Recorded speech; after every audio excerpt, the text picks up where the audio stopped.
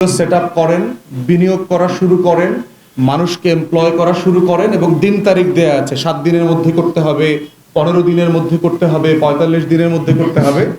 তারপরে হচ্ছে আমরা একটা পার্মানেন্ট, আপনারা যখন প্রোডাকশন করবার মতো ফিট জায়গাতে আসবেন তখন আমরা পার্মানেন্ট চুক্তি করব। তো আমরা যারা আইনের ছাত্র আমরা বুঝি যে এলও আইটাও একটা চুক্তি, এটা একটা প্রাইমারি চুক্তি বলতে পারেন। কিন্তু এবং এই 34টা কোম্পানির সক্ষমতা হচ্ছে প্রায় 2700 মেগাওয়াট। তাহলে আমার গরমের মৌসুমে আমার প্রয়োজন হচ্ছে বিদ্যুতের 17 থেকে 18,000 মেগাওয়াট সর্বোচ্চ। যদিও বাংলাদেশ সরকার, বাংলাদেশের এস্টাবলিশমেন্ট কখনোই 14,000 থেকে 15,000-এর বেশি উৎপাদন কোনোদিন করতে পারে নাই, কিন্তু 30,000 মেগাওয়াটের গল্প আমাদেরকে সুন্দর করে বলে সবসময়। তো সেই জায়গাতে যদি দেখেন আপনার 15,000 জেনুইন মেগাওয়াট উৎপাদন ক্যাপাসিটির বাইরে আমাদের এই নবায়নযোগ্য জ্বালানির, পরিবেশ বান্ধব জ্বালানির উৎপাদন ক্যাপাসিটি তৈরি হচ্ছে প্রায় 2700 মেগাওয়াটের, এবং যেটার জন্য আপনার তেল পুড়তে হবে না, গ্যাস পুড়তে হবে না, ডিজেল পুড়তে হবে না। আপনি এটা বাংলাদেশের আলো বাতাস দিয়ে করবেন, সূর্য দিয়ে করবেন, পানি দিয়ে করবেন। তো সেই রকম একটা বিদ্যুৎ খাতে আমরা দেখেছি এই সরকার আসার পরে জ্বালানি উপদেষ্টা এই কাজগুলোকে স্থগিত করে দিয়েছে। 34টা কোম্পানির অলমোস্ট প্রায় প্রতিটা কোম্পানি হচ্ছে বিদেশি কোম্পানি।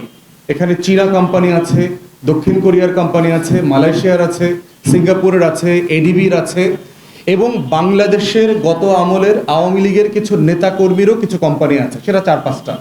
কিন্তু অধিকাংশ কোম্পানির অধিকাংশ শেয়ার হচ্ছে বিদেশিদের। এবং প্রত্যেকটা কোম্পানি অলমোস্ট তারা আপনার ইনভেস্ট করা শুরু করে দিয়েছে। কেউ 10 কোটি টাকা, 20 কোটি টাকা, 50, 60, 100 কোটি টাকা ইনভেস্ট করে ফেলেছে।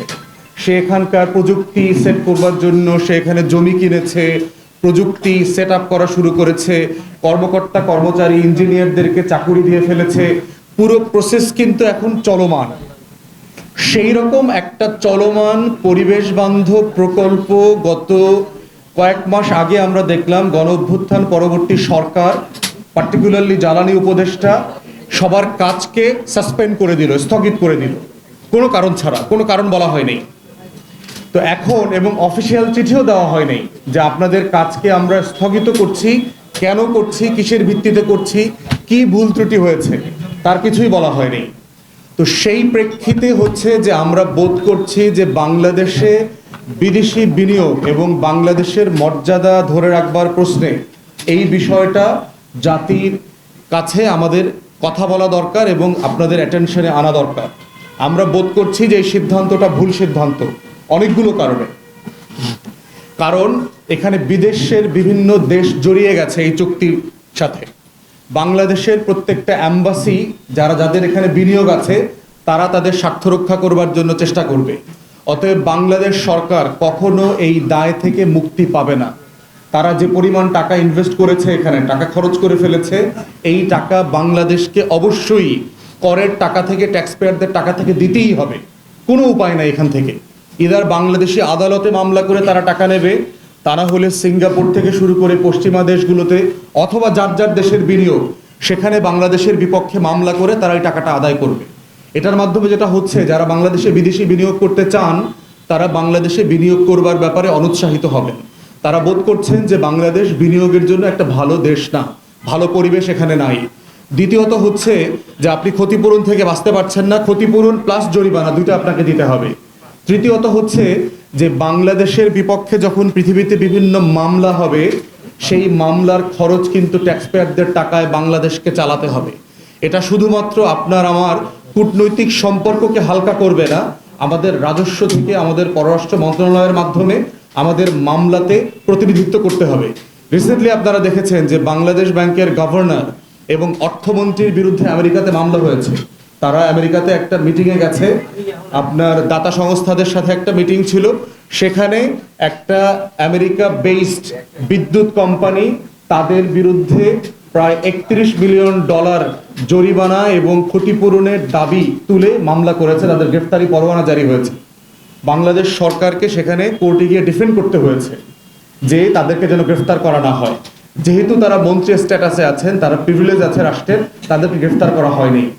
তাহলে এই 34টা কোম্পানির ক্ষেত্রেও আগামী কয়েকদিনের মধ্যে ঘটবে, আগামী কয়েক মাসের মধ্যে ঘটবে বলে আমরা আশঙ্কা করছি। তাই আমরা বোধ করছি যে সরকারকে এই সিদ্ধান্ত থেকে উঠে আসতে হবে। সরকার যে প্রসেসের মধ্য দিয়ে কোনো পরামর্শ ছাড়া, কোনো কনসালটেশন ছাড়া এখানে এই কাজগুলো করছে, এটাকে আমরা অন্যায্য মনে করেছি। ইতিমধ্যে আপনারা জাতীয় পত্রিকাগুলোতে দেখেছেন যে তারা বলছে যে প্রায় $5 বিলিয়ন ইনভেস্টমেন্ট এই খাতে এখন হুমকির মুখে আছে। $5 বিলিয়ন মানে হচ্ছে প্রায় 60,000 কোটি টাকা, 2টা পদ্মা সেতুর টাকা এই খাতে, নবায়নযোগ্য জ্বালানির খাতে। সেজন্য আমরা বোধ করছি যে আমরা আহ্বান করছি অন্তর্বর্তীকালীন সরকারকে, এবং জ্বালানি মন্ত্রণালয়ের মাধ্যমে আমরা জানতে পারছি এবং স্টেক হোল্ডারদের সাথে যে মিটিং হয়েছে, শুধুমাত্র জ্বালানি উপদেষ্টার কারণে এই সিদ্ধান্তটা কার্যকর করা যাচ্ছে না। সচিব থেকে শুরু করে যারা যারা ডিপার্টমেন্টে আছেন তারা সবাই বোধ করছেন এই সিদ্ধান্তটা সঠিক না।